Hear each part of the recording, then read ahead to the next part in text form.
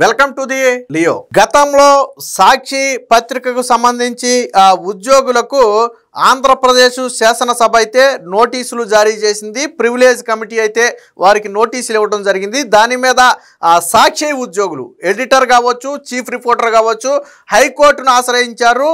దీనిలో హైకోర్టులో వారికి అతిపెద్ద ఎదురు దెబ్బ తగిలిందని చెప్పొచ్చు. ఈ సమయంలో మేము జోక్యం చేసుకోలేమని హైకోర్టు కుండబద్దలు కొడుతూ మొత్తాన్ని కూడా నిన్న పిటిషన్ మొత్తాన్ని కూడా కొట్టివేయడం జరిగింది. ఏంటి అసలు కథ ఏంటంటే, ఈ ఏడాది అసెంబ్లీ సమావేశాలకు ముందు ఫిబ్రవరి 22-23 తారీఖుల్లో అనుకుంటా, సో అసెంబ్లీ సమావేశాలకు సంబంధించి శిక్షణా తరగతులు జరగాలి. అయితే అది అనివార్య కారణం వల్ల శిక్షణా తరగతులు వాయిదా పడింది. వాయిదా పడినప్పుడు సాక్షిలో ఒక కథనం వచ్చింది. వాస్తవానికి అసలు ఆ కథనం రాయాల్సిన అవసరమే లేదు.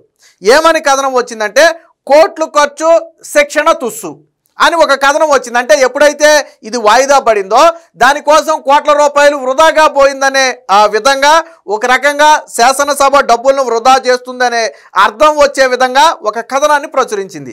దీని మీద ఒక టీడీపీ ఎమ్మెల్యే స్పీకర్కు ఫిర్యాదు చేస్తే స్పీకర్ దాన్ని పరిశీలించి ప్రివిలేజ్ కమిటీకి పంపితే ప్రివిలేజ్ కమిటీ దాన్ని పరిశీలించి ఎవరైతే ఆ కథనాన్ని ప్రచురించారో వారందరికీ కూడా నోటీసులు అయితే జారీ చేసింది. సో ఈ నోటీసులను సవాల్ చేస్తూ వాటిని కొట్టివేయాలి, అది ఏ విధంగానూ శాసనసభకు భంగం కలిగే విధంగా మేము కథనం రాయలేదని చెప్పి హైకోర్టుకు వెళితే హైకోర్టు దాన్ని కొట్టివేయటానికి ఇప్పుడు నిరాకరించింది. నిరాకరించడంతో పాటు ఇంకో మాట కూడా చెప్పింది. వాస్తవం మీరు అపరిపక్వ దశలో వచ్చారు, అంటే టైంలో వచ్చారు. ఇటువంటి టైంలో మేము ఈ విషయంలో జోక్యం చేసుకోలేము. ఆల్రెడీ గత సుప్రీంకోర్టు తీర్పులు కూడా దీనికి అనుగుణంగా ఉన్నాయి కాబట్టి మేము ఈ సమయంలో జోక్యం చేసుకోలేము. దీని అన్ని దశలు దాటుకుని మీరు రావాల్సి ఉంటుంది. ఇదంతా కూడా పూర్తిగా ప్రివిలేజ్ కమిటీ అండర్లోనే వివిధ దశల్లో జరుగుతుంది.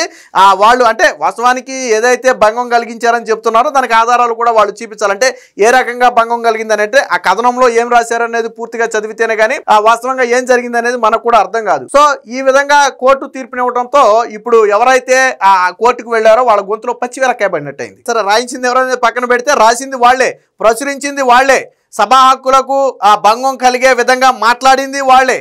తర్వాత కోర్టుకి వెళ్ళిపోయి మేమేం అనలేదు, అసలు మేము ఏ ఎమ్మెల్యేని కించపరచలేదు, శాసనసభను మేము కించపరచలేదు, మా మీద అన్యాయంగా మాకు నోటీసులు జారీ చేశారని చెప్పి కోర్టుకి వెళ్తే కోర్టు ఈ సమయంలో మేము జోక్యం చేసుకోలేము, మీరు ఖచ్చితంగా ఆ ప్రివిలేజ్ కమిటీ విచారణను ఎదుర్కోవాల్సిందేనని చెప్పి కుండబద్దలు కొట్టినట్టుగా చెప్పడంతో ఇప్పుడు వైసీపీకి షాక్ అనమాట. ఆల్రెడీ ఇదే సాక్షి పత్రిక మీద నారా లోకేష్ వేసినటువంటి దావా నడుస్తుంది. చినబాబు చిరుతిండ్లు అని చెప్పి అప్పట్లో ఒక ఆర్టికల్ రాశారు, మీకు గుర్తుందో లేదో.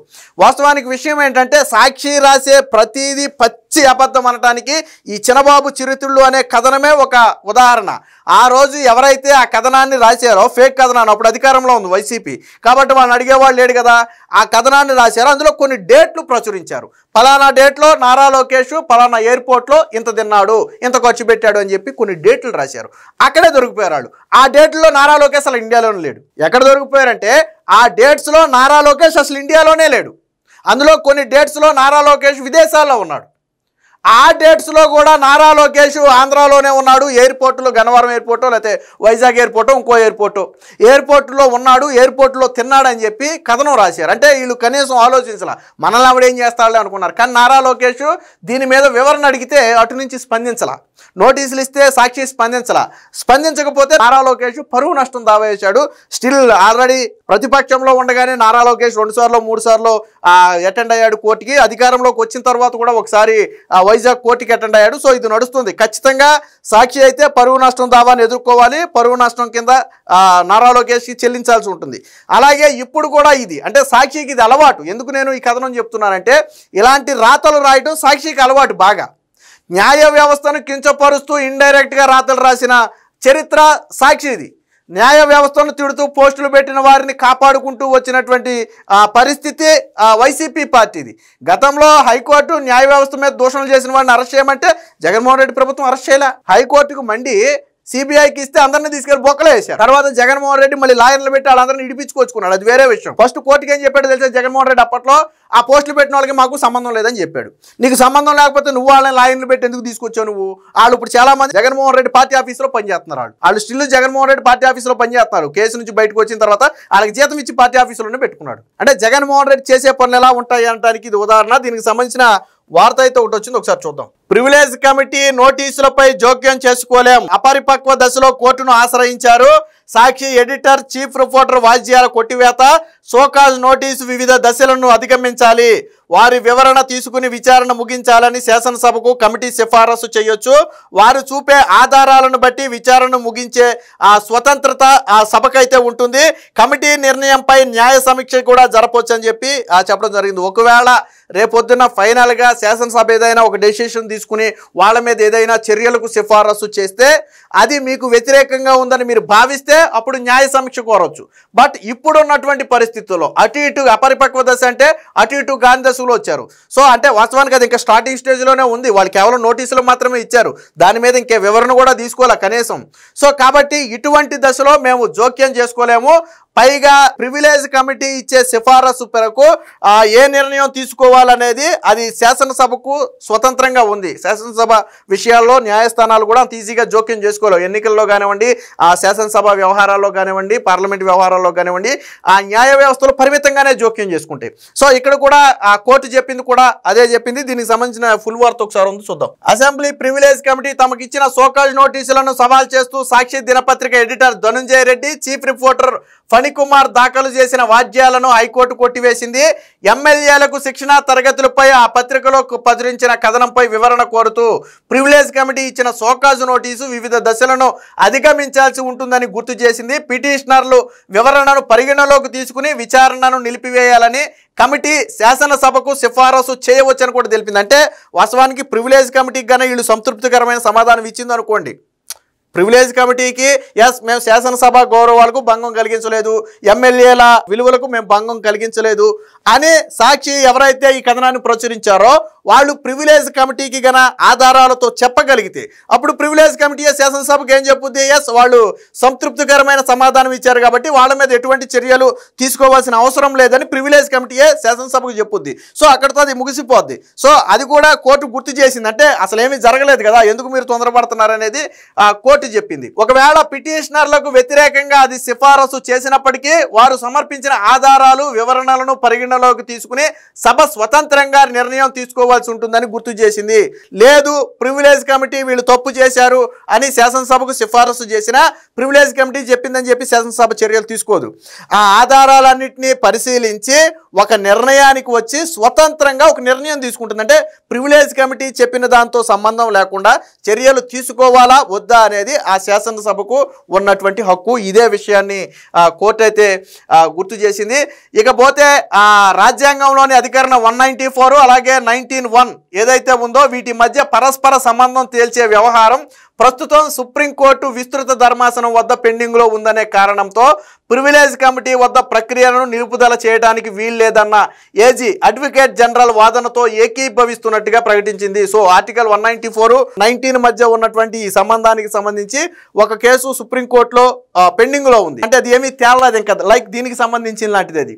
సో కాబట్టి ఈ సమయంలో ప్రివిలేజ్ కమిటీ ఇచ్చిన నోటీసులను సస్పెండ్ చేయడం కుదరదని చెప్పి అడ్వకేట్ జనరల్ ఎవరైతే దమ్మలపాటి వాదించాడో ఆ వాదనతో కూడా మేము ఏకీభవిస్తున్నామని చెప్పి కోర్టు అయితే చెప్పడం జరిగింది. అసలు ఏం జరిగిందంటే అసెంబ్లీ బడ్జెట్ సమావేశాలకు ముందు ఈ ఏడాది ఫిబ్రవరి 22, 23 తేదీలలో ఎమ్మెల్యేలకు శిక్షణా తరగతులు నిర్వహించేందుకు ఏర్పాట్లు చేశారు. అయితే అవి వాయిదా పడటంతో కోట్ల రూపాయలు వృధా చేశారని పేర్కొంటూ కోట్లు ఖర్చు శిక్షణ తుస్సు అనే శీర్షికతో సాక్షి పత్రిక కథనాన్ని ప్రచురించింది. ఈ కథనం ప్రజలను తప్పుదోవ పట్టించేలా ఉందని, ప్రచురణ వెనక దురుద్దేశం ఉందంటూ టీడీపీ ఎమ్మెల్యే జయసూర్య ఫిబ్రవరి 25న స్పీకర్కు ఫిర్యాదు చేస్తే ఈ వ్యవహారాన్ని స్పీకర్ ప్రివిలేజ్ కమిటీకి నివేదించారు. ప్రివిలేజ్ కమిటీ ఏం చేసిందంటే దానికి సాక్షికి నోటీసులు జారీ చేసింది. సో వాస్తవానికి ఇప్పటి వరకు ఎటువంటి చర్యలు తీసుకోవాలా. వాస్తవం నేను ఒకటి అడుగుతున్నా, శిక్షణా తరగతులు ఎందుకు పెట్టాలనుకుంటున్నారో కూడా అప్పుడు స్పీకర్ చెప్పారు. చాలామంది కొత్త వాళ్ళు వచ్చారు. సో వాళ్ళకి సభా సాంప్రదాయాలు కానీ రూల్స్ కానీ అసెంబ్లీలో ఎలా మెలగాలి, ఏం మాట్లాడాలి, ఏం మాట్లాడకూడదు అనే విషయాల మీద అవగాహన ఉండదు చాలామంది కొత్త ఎమ్మెల్యేలకు. సో వారందరికీ 2 రోజులు శిక్షణా తరగతులు పెట్టి అసెంబ్లీ నియమ నిబంధనలు ఏ విధంగా ఉంటాయి, ఏ విధంగా ప్రవర్తించాలి అనే విషయాలు చెప్పడం కోసం పెట్టినటువంటి శిక్షణా తరగతులు అవి. ఆ శిక్షణా తరగతులను దురుద్దేశంతో కోట్లు ఖర్చు శిక్షణ తుస్సు అంటే ఇక్కడ దీని మీనింగ్ ఏంటి నాకు అర్థమైంది ఏంటంటే, కోట్లు ఖర్చు శిక్షణ తుస్సు అంటే కోట్లు అంటే ఎవరి డబ్బు? అది ప్రజల సొమ్మే. సో ప్రజల సొమ్ము ఖర్చు పెట్టి చివరికి శిక్షణ ఇవ్వకుండా వాటిని దుర్వినియోగం చేశారనే ఉద్దేశంతో ప్రచురించింది. నాకు తెలిసి దాని అర్థం అదే. సో అక్కడ వీళ్ళు అడిగింది ఏంటి, అసలు శిక్షణ జరగకుండానే కోట్లు ఎలా ఖర్చు అయింది, శిక్షణ జరగకుండా కోట్లు ఎలా ఖర్చు అయింది. రెండోది, ఎమ్మెల్యేల శిక్షణ కోసం పెట్టే డబ్బు వృధా ఎలా అవుతుంది. సో ఆ ఉద్దేశంతోనే వాళ్ళు నోటీసులు అయితే ఇవ్వడం జరిగింది. దీనికి జూన్ 3న నోటీసులు అయితే ఇచ్చారు. ఎడిటర్కి, ఫ్రంటర్కి, పబ్లిషర్కి అందరికీ కూడా ఇస్తే ఇందులో ఇద్దరు ఎవరైతే ఎడిటర్ ధనంజయ రెడ్డి ఉన్నాడో అలాగే చీఫ్ రిపోర్టర్ ఫణికుమార్ ఉన్నారో వీరిద్దరూ వేరువేరుగా కోర్టులో పిటిషన్ దాఖలు చేస్తే వాస్తవానికి ఇది వాదోపవాదాలన్నీ విన్న తర్వాత ఫైనల్ డెసిషన్గా నిన్న చెబుతూ ఇందులో మేము జోక్యం చేసుకోలేము, ఖచ్చితంగా మీరు ప్రివిలేజ్ కమిటీ విచారణను ఎదుర్కోవాలి, ఎదుర్కొన్నంత మాత్రాన మీకు శిక్ష పడినట్టు కాదు, మీకు అన్యాయం జరిగినట్టు కాదు, అది వివిధ దశల్లో ముందుకు వెళ్లాల్సి ఉంటుంది. కాబట్టి ఇప్పుడున్నటువంటి పరిస్థితుల్లో మేము జోక్యం చేసుకోలేమని కుండ బద్దలు కొట్టినట్టుగా నిన్న కోర్టు అయితే చెప్పడం జరిగింది. ఒక రకంగా సాక్షి ఎడిటర్కి ఎవరైతే హైకోర్టును ఆశ్రయించారో వాళ్ళకి చెంపపెట్టు లాంటిది, ఒక రకంగా సాక్షికి చెంపపెట్టు లాంటిది. తప్పుడు కథనాలు, తప్పుడు అర్థాలతో కథనాలు రాయటమే కాకుండా ఈ రోజు మళ్ళీ కోర్టుకి వెళ్ళిపోయి మేమేం తప్పు చేయలేదు మమ్మల్ని కొట్టేయండి అంటాం. గతంలో చిన్నబాబు చిరుతిళ్ళని కూడా అలాగే రాశారు. ఆ రోజు సాక్షి క్షమాపణ అడిగితే చెప్పలా. ఈ రోజు విచారణ ఎదుర్కొంటున్నారు, వాళ్ళు పరువు నష్టం దావా ఎదుర్కొంటున్నారు. నాకు తెలిసి 3 నెలల్లో 6 నెలల్లోనూ అది కొలిక్కి రాబోతుంది. ఖచ్చితంగా కోర్టులో నారా లోకేష్ గెలవబోతున్నాడు. ఎందుకంటే అసలు వాళ్ళు రాసిన డేట్లో నారా లోకేష్ అక్కడ లేడు, విదేశాల్లో ఉన్నాడు, అక్కడే దొరికిపోయారు. కాబట్టి సాక్షి చేసే ప్రతి ఎదవ పనిని ఇలా కోర్టులకు వెళ్ళి కవర్ చేసుకునే ప్రయత్నం చేయటం.